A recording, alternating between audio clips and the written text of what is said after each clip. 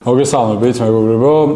დღეს მინდა ვისაუბრო 300 დოლარის განხილვაზე, მახაჩევის მადლენას ბრძოლაზე, მთავარი კარდის რაც მიმოხილვაზე და მახაჩევისა და ილია თოფურიას პოტენციურ დაპირისპირებაზე. მაგრამ სამ მთავარ სათქმელზე გადავალ, მინდა შეგეხსენოთ, რომ ჩვენ ვიმყოფებით HubSpot-ში, ავტორიზებულ რესელერში, ისეთი დიდი კომპანიებისა, როგორც არის Nike, Puma, Adidas, Macron და სხვა და ძალიან მალე ჩვენ გავხდებით Venom-ის ყველაზე დიდი საბრძოლო სპორტის, კომბატ სპორტებში, საბრძოლო ბრენდის ავტორიზებული რესელერი ამ რეგიონში. ასევე შეგეძლებათ, რომ Venom-ის ორიგინალი პროდუქცია შეიძინოთ აქ და არა ონლაინ. ახლა კი გადავიდეთ უშუალოდ US 300 განხილვაზე და რა თქმა უნდა დავიწყებ ისლამ მახაჩევისა და ჯეკ მადალენას ორთაბრძოლის განხილვით. მოკლედ, მადალენას არანაირი პასუხი არ ჰქონდა რა, ფაქტის სახეზე არის, ეს იყო ერთ-ერთი ყველაზე დიდი აპსეთი ბოლო დროის განმავლობაში. იმიტომ რომ US 322 უნდა ყოფილიყო წლის ქარდი, ყველაფერი მაგრად მიდიოდა, ნოკაუტზე, პერფორმანსზე და ბოლოს იმ ბრძოლაში, სადაც ჩვენ ველოდით რაღაც დიდ დაპირისპირებას, დიდ ჯაღს ომს, მივიღეთ რეალურად ცალკარა MMA-ის ბრძოლა, სადაც მახაჩევმა აბსოლუტური დომინაციით გადაუარა ჯეკ მადალენას.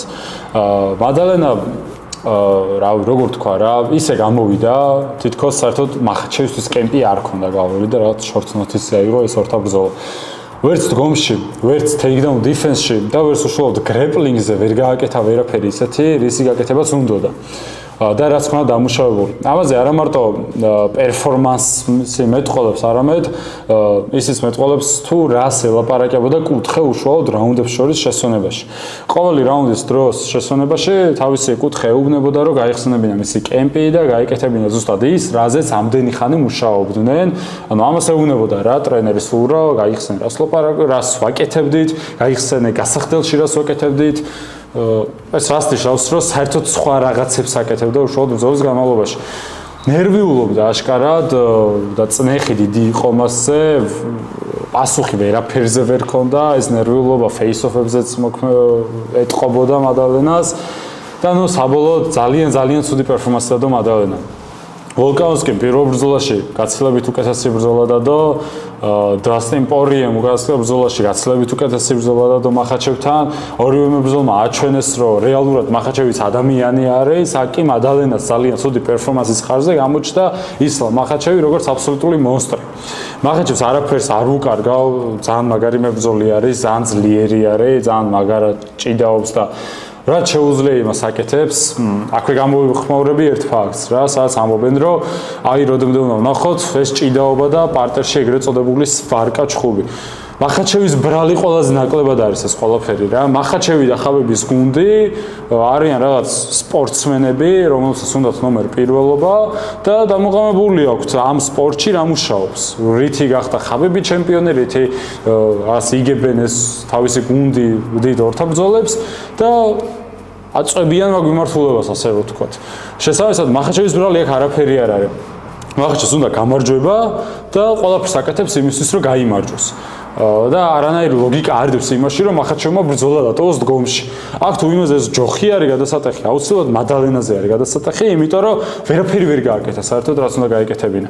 თუ იმაზეა საუბარი, რომ როდემდე უნდა ვუყუროთ ამ სვარკას, აქაც ჯოხი არის გადასატეხი ისე UFC-ზე და არა მახაჩევზე, იმიტომ რომ მახაჩევი აკეთებს იმას, რაც კარგად გამოზდის და ვერაფრით ვერ მოვთხოვთ, რომ მოდი ეს აღარ გააკეთო. და აშკარად ძალიან კარგად გამოზდის რა.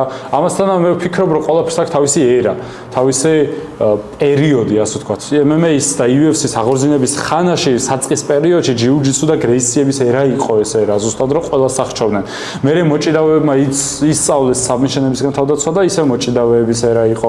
მერე სტრაიკერების ერა იყო და ასე ყოველთვის მონაცვლეობა არის. ეხლა არიან ჭიდაობას, ასე ვთქვათ, გასაღები ჯერ ვერ უპოვეს, მაგრამ დაიწყო ქართული ერა, ხო? ანუ ქართველებმა უპოვეს დაღესტანურ ჭიდაობას გასაღები, ასე ვთქვათ და გაცილებით სანახაობრივად ჭიდაობს, თუნდაც მერაბ დვალიშვილი ან ილია თოფურია, ალექსანდრე თოფურია. ხო, ამის შემდგომ ვიდეოში უკვე ალექსანდრე თოფურიაზე ვისაუბრებ, ასე რომ არ დაგავიწყოთ, რომ გამოიწეროთ Zoza Fight Corner და ეს ვიდეო დაალაიქოთ და დააკომენტაროთ აუცილებლად, რათა მსგავსი ვიდეოები ამოგიგდოთ თქვენც და MMA-ის გულშემატკივრებსაც. ძალიან მნიშვნელოვანია ჩემთვის ეს თითოეული ლაიქი და გამოწერა. ეხლა გადავიდეთ მახაჩევის მომავალზე და რა თქმა უნდა ილია თოფურიასთან პოტენციალ კომერციულ დაპირისპირებაზე. მე აქ ამაზე ვიდეო ადრესს მაქვს დადებული და იგივე აზრზე ვრჩები, რომ 77-ში ილია თოფურიამ მახაჩევთან არ უნდა იჩხუბოს. ანუ ილიას როგორ გულშემატკივრობ, ეგ რა ვიცი, ალბათ ჩემს ყველა მიცის, ხო? და ჩემს რაღაცა ვიდეოებს ვინც უყურებს, ან ვინც მიცნობს, ყველა მიცის, რომ ილიას და ზოგადად ქართველ მებრძოლებს ძალიან გულშემატკივრობ. უბრალოდ ვცდილობ, რომ მაქსიმალურად ობიექტური რაღაც ლოგიკები დავიჭირო. მე არ ვამბობ, რომ ილიას შანსი არ აქვს მახაჩევთან. პირიქით, ვინმეს მახაჩევის დამარცხება შეუძლია, ეს ილია თოფური არის. უბრალოდ 77 კილოგრამში მახაჩევთან ბრძოლა არის ხაბიბის წესების კარნახით თამაში. ეს ხაბიბის გუნდი ცდილობს, რომ იყოს ჭკვიანი. ყველაფერს აკეთებს ისე, რომ იყოს ფავორიტი. ყოველთვის რაღაც ცდილობს, რომ თავის ტერიტორიაზე იჩხუბოს, ან როცა აწყობს, მაშინ იჩხუბოს, ან რაღაც ყველაფერი ისე გააკეთოს, როგორც მას აწყობს. 77-ში მაშინ აიყვანოს მახაჩევი, როდესაც ყველაზე გავლითი ჩემპიონი არის და არა მაგათად პრაიმის კამარო უსმანი პირობითად, ან ბელალ მუჰამედიან, რავი, რომელიმე სხვა არის სტრაიკერი, რომელიც მე აქამდეც ვამბობდი, რომ მახაჩევისთვის კომფორტული მეტოქე უნდა ყოფილიყო. ეს ახასიათებს ხაბიბის გუნდს. ყოველთვის ეძებს თავისთვის კომფორტულ და მომგებიან პოზიციას ყველაფერში. 77 კილოგრამში ზუსტად ანალოგიურ მომგებიან პოზიციაში რჩებიან. და ჩემი აზრით ილია არ უნდა ავიდეს 77-ში, იმიტომ რომ ილიას გაბარიტები 77 კილოგრამისთვის კუნთოვანი მასის მომატებას ვერ გაუძლებს. ვერ გაუძლებს რას გულისხმობ. ილიას თავისი საბრძოლო კარიერა დაწყებული აქვს 61 კილოში. 61 კილო არის ძალიან სწრაფი დივიზიონი. და მისი სტილით, საბრძოლო სტილით, ილიას საბრძოლო სტილი შემუშავებულია 61 კილოგრამ-წოით კატეგორიაში. ანუ სწრაფი, მოძრავი, მოქნილი, აგრესიული და შესაბამისად კარგი კარდიოთი. რაც მოითხოვს კარდიოს თავისთავში. შემდგომ 66-ში ავიდა, 70-ში ამოვიდა ილია, 70-ში ძალიან დიდი წონა არ მოუმატებია, რაც იყო იგივე დატოვა, იმიტომ რომ თავისი სტილი, მოქნილობა, კარდიო უნდა შეენარჩუნებინა ილიას და იგივე რაღაცა 15 კილო კი არ უნდა დაიკლო, უფრო ნაკლები კილო უნდა დაიკლო და მეტი სიამოვნება მიიღო კემპისგან. ეხლა 77-ში თუ ავა ორი ვარიანტი რჩება რა ილიას. ერთი ვარიანტი არის ის, რომ იგივე წონა დარჩეს და ისე იჩხუბა 77-ში, რას შემთხვევაშიც ყველაზე დიდი მინუსი ის არის, რომ ჭიდაობის გაცვლებში კუნთოვან მასას ძალიან დიდი უპირატესობა აქვს და თან არ ვლაპარაკობთ ვიღაც ბოდიბილდერზე, ვლაპარაკობთ ისალ მახაჩევზე, რომელსაც უნდა ვაღიაროთ, რომ ჭიდაობა მართლა ძალიან კარგად იცის და ჭიდაობის დროს კუნთოვან მასასთან მახაჩევთან დამიჯერეთ დიდი უპირატესობა ექნება. თუ ილია წონას მოიმატებს 67 და გახდება რაღაცა როგორ ვთქვა სრულყოფილი 77-ის მებრძოლი თავისი ნატურალური წონით, ხო? მაშინ ვფიქრობ, რომ მის კარდიოს, მის მოქნილობას, მის სისწრაფეს რაღაც დოზით მაინც დაეჩნევა დაღი. იმიტომ რომ მას ძალიან სწრაფი სტილი აქვს და დიდი კუნთოვანი მასა მოითხოვს გაცილებით მეტ ენერგიას, კარდიოს და ნუ საერთოდ სხვა რაღაცა არის. მახაჩევმა კეთილი ინებოს და 70-ში ჩამოვიდეს და 70-ში იჩხუბოდა, მათ საერთოდ რაღაც, ანუ არც კი მექნება არანაირი ფიქრი, რაღაც ზედმეტი ფიქრი, რომ აი მახაჩევს რამე უპირატესობა ხო არ შეიძლება კონდეს თქო. მაგრამ 77 კილოგრამში სადაც მახაჩევს მომატებული კუნთოვანი მასა აქვს და ნაკლები წონის ხლება უწევს და ფიზიკურად დიდი არის, ხო? და რაც გავლენას ახდენს ჭიდაობაზე. ჩემი აზრით, ეგ არ უნდა ვქნათ და ხაბიბის წესებით არ უნდა ვითამაშოთ რა. ვამბობ ხაბიბის წესებს და არა მახაჩევის წესებს, იმიტომ რომ აქ ყველაფერს ყავს ხაბიბი, იმიტომ რომ ეგ არის ხაბიბის გუნდი. ეგ არის და ეგ.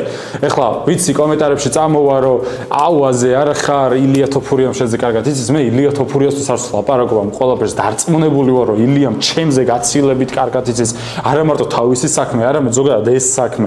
უბრალოდ ჩვენ ის დაგვრჩენია რომ ილიას გულშემატკივრებმა ერთმანეთში ვიმსჯელოთ და განვიხილოთ ესა თუ ის სიტუაცია. ეგ არის და ეგ. ასე რომ ამოუშვიდე კომენტარები, მე საერთოდ არ მაქვს პრობლემა. ეხა ორიოდე სიტყვით მინდა რომ გადავიდე ზოგადად ქარდის განხილვაზე, ვალენტინა შევჩენკოს და ვეილი ჟანგის დაპირისპირებაზე მაგალითად. თუმცა სამ დაპირისპირებაზე გადავალ, მინდა გითხრათ რომ ჩემს გარეგნობაზე ყოველთვის ზრუნავს განგსტერ ბარბერშოპი და მინდა ძალიან დიდი მადლობა გადავუხადო აქენა და მოკითხვა შეუთვალო და ვინც ჩემი სახელით მიხვალთ სოზა ფაით კორნერიდან მიხვალთ ეთყვით და აი სოზასთან ნახე შენი ვიდეო და იქედან მოვედიო ეთყვით ძალიან მაგარ ფასტეკლობასაც გაგიკეთებენ ბიჭები. ასევე შეგახსენებთ რომ კისაჯის ლინკი იქნება აღწერაში მიდიდებული, როგორც YouTube-ზე, ასევე TikTok-ზე და შეგიძლიათ, რომ კისაჯის მეშვეობით, დონაციებით დამისვათ კითხვები MMA-ის სხვადასხვა თემასთან დაკავშირებით, რაზეც ვიდეოს სახით გიპასუხებთ. ეხლა გავაგრძელოთ ვალენტინა შევჩენკოზე და ელი ჟანგზე საუბარი. მე მეგონა, რომ შევჩენკო დაბერებული იყო, რაღაცა ფიზიკურად ვერ იქნებოდა ისეთ კონდიციაში, ან კარდიო მტყუნებდა, ან სხვა რამე, მაგრამ ძალიან დიდი, ასე ვთქვათ, პასუხი გამცა პირადად მე შევჩენკომ თავისი პერფორმანსთან, არ ბერდება რა ეს ქალი. და ჩემთვის კიდევ ერთხელ ჩააბეტონა თავისი სტატუსი როგორც ქალთა ისტორიაში ყველა დროის საუკეთესო ქალმა მებრძოლმა, ასე ვთქვათ და არც ამანდა ნუნესში მაინტერესებს და არც ნებისმიერი სხვა მებრძოლი, ვალენტინა შევჩენკო არის ყველა დროის საუკეთესო. მაიკლ მორალესის და შონ ბრეიდის ბრძოლაზე გადავალ. ბრეიდი ჩემი აზრით ყველაზე დებილი მებრძოლი არის, რომელსაც game IQ, fight IQ არ ქონდა და game plan-ი შემოშავებული არ ქონდა მორალესის წინააღმდეგ. და როგორი ამბავი გამოვიდა, რომ დგომში დატოვა ეს ბრძოლა. კი, შეიძლება რაღაც ოზით ვერც მოახერხა მისი პარტიაში გადაყვანა, მაგრამ მეტად უნდა ეცადა რა. ანუ ეგ არის, რომ როდესაც ეგეთ საფრთხო მებრძოლს ხვდები და როდესაც შენი ძლიერი მხარე არის გრეპლინგი, ჭიდაობა, კარდიო და ასე შემდეგ, აუცილებლად უნდა გამოიყენო ყველაფერი, მაგრამ ვერ გამოიყენა, დგომში დატოვა ეს ბრძოლა და ნუ მიიღო ის რაც მიიღო, დამარცხდა. მორალესში უკვე ტოპ მეორეზე თუ არა, მესამეზე მაინც აიწევს, კაცმა არიც ისე რა მოხდება წესიერად. მაგრამ ხო, მორალესში ტოპი არის, კამართან ახლოს არის და ძალიან სერიოზული ბიჭი და კონტენდერი არის, მაგრამ მაინც გონია რომ კამრამდე მას ჭირდება კიდევ ერთი კარგი ან ყოფილი ჩემპიონის ან ვიღაც ძლიერის დამარცხება, ასე ვთქვათ. ვიდრე შონ ბრეიდია ეს. კარლოს პრატესი, არ ვიცი, ჩემს TikTok ვიდეოშიც ესე დავახასიათე და კიდე ესე ვიტყვი, კაცი პიროვნება, რასაც ქვია, ადამიანი, რომელმაც თქვა, რომ მე არ ვარ სპორტსმენი, მე ვარ მებრძოლიო და ამას ამტკიცებს ყოველ ჯერზე. მისი ლაიფსტაილიდან გამომდინარე, ყველაზე დიდი კრიტიკოსი ვიყავი, ყოველთვის ვიძახდი, რომ საჩემპიონო მებრძოლი და მატერიალი ვერ იქნება ის ვერასდროს თქო, მაგრამ კარლოს პრატესი არის ის მებრძოლი, რომელსაც ყოველთვის აქვს თავისი one punch ნოკაუტი ჯიბეში. თან ნოკაუტი როგორი? მკვდარივით ნოკაუტი და ვერ ხვდები ვერაფრით, საიდან აგენერირებს კარლოს პრატესი ამხელა სანოკაუტე ზალას, რომ ყველას ესე მკვდარივით აგდებს ძირს. მაგრამ არ ვიცი, ვერავინ ვერ გამცა მაგაზე წესიერი პასუხი, ვერც ChatGPT-მ და ვერც რავი სხვა ვინმე. ფაქტი ჯერა პრატესი ეგეთი მაგარი არის და ნახოთ, მოუთხილოთ ველი რაღაც პრატესის შემდეგ გამოწვევას, მოდი დავეჯახოთ მადალენას და მადალენაც გავთიშოთ, სადაც ღირსია. ლეონ ედვარდსზე კი რა პირველი რაუნდი ძალიან კარგად იჭხუბა, მაგრამ მეორე რაუნდში გათამამდა ჩემი აზრით და გათამამდა და მიიღო ის, რასაც იღებს გათამამებული ხალხი. ბენუამ კიდე დარიუში განადგურა, მიწასთან გაასწორა 16 წამში, დარიუშმა ჩემი აზრით კარიერა უნდა დაამთავროს. იქიდან გამომდინარე, რომ წონისთან დაკავშირებით პრობლემები სულ ჰქონდა დარიუშს, მაგის გამო წააგო ოლივეირასთან ბრძოლა, რაც ვერ აღიდგინა კარგად, ეხლა საერთოდ წონა ვერ ჩააბარა. ბენუა კი თავის პრაიმში არის და მიდის და მიიწევს წინ და მიიწევს. დარიუში 60-ს ვეღარ აბარებს და 77-ში რო იჭხუბოს, არ ამგონია რომ კარგი იდეა იყოს. ჩემი აზრით, უკვე ძალიან ბევრი კარგი რაღაც გვაჩუქა დარიუშმა, კარგი ბრძოლები. ძალიან კარგი კაცი არის ზოგადად დარიუში. ქართულ მებრძოლს ნიკა საბანაშვილს ეხმარება ძალიან, ვინც სოციალურებს თვალს ადევნებთ, ძალიან ეხმარებოდა კემპებში, აქამდე ავარჯიშებდა კიდევაც და როგორც ადამიანურად ძალიან გვერდზე ედგა. გიგაჭიკაძე სახლო მეგობარიც არის და ზოგადად დარიუშის სიმართლე ძალიან კარგად ვარ განწყობილი, მაგრამ ძალიან გული მткиვა, როდესაც ესეთ მარცხებს ხედავ დარიუშსაც და მგონია რომ მისთვის გაცილებით კარგი იქნება თუ კარიერას დაამთავრებს. ეგ არის და ეგ თუ რამე სხვა გაინტერესებს UFC 322-ზე შეგიძლიათ რომ კითხვები დამისვათ კისაჯის მეშვეობით ან კომენტარებში. გამოიწერეთ Soza Fight Corner-ი და არ დაგავიწყოთ რომ დაალაიქოთ ეს ვიდეო, დაწეროთ კომენტარი, გამოიწეროთ Soza Fight Corner-ი, რათა მსგავსი ვიდეოები კიდევ შეგხვდეთ. ამ ვიდეოს დადებიდან მეორე დღეს, ანუ ხვალ, ხო, დავდებ ვიდეოს უკვე UFC დოჰას განხილვის, დოჰა ქვია, ხო? ნუ მოკლედ ალექსანდრე თოფურია ჩხუბობს და რა თქმა უნდა განუხილავ მაგარც ცარუკიანი ჰუკერი იქნება ასევე ამ ხაზზე და იანგარისა და ბელალ მუჰამედის დაპირისპირებაზე ვისაუბრებ. ასე რომ გამოიწერეთ Soza Fight Corner-ი და აბადროებით.